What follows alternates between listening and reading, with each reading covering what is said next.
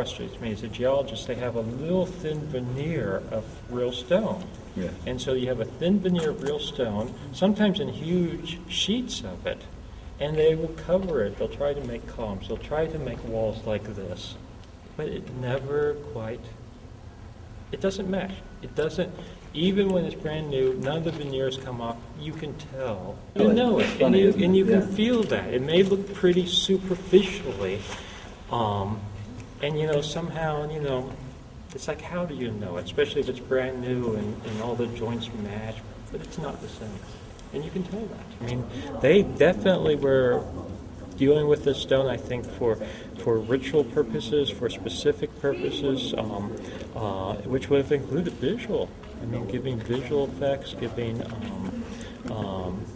I think, effects in terms of how it, if we want to use the term, resonates, effects in terms of sound bouncing and playing. And even without the roof, it has a resonance in here. You can imagine if it's roofed over and you do a chant or something like that in here, it'd be like the King's Chamber. Sure.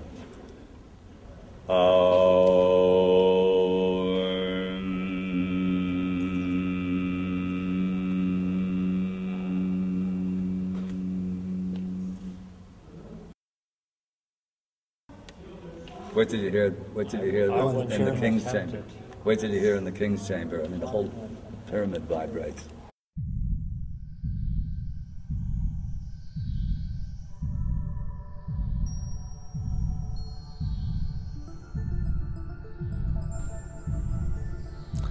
Look at these peculiar corners. As you see, they're rounded, and in order to form them, they're not stacked up one on the other the way that we would build a corner, but rather the whole face of the huge granite block has been planed away in order to get this inverse quoin, these rounded corners. These are something of a mystery, because there seems to be no really good explanation for going to this much trouble to construct a corner. There are several explanations that have been offered.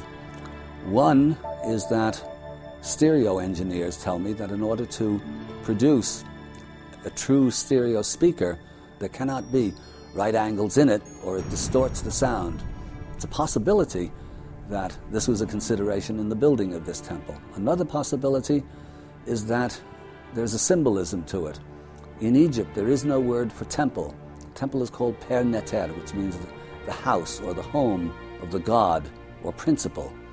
And the temple is meant to represent the living essence, or to evoke the living essence of that particular god or principle. So it may be that in these rounded corners, the Egyptians are mimicking organic form. The whole edge of the stone, X number, if you see, I mean, they're shaving off a few inches of stone to produce a corner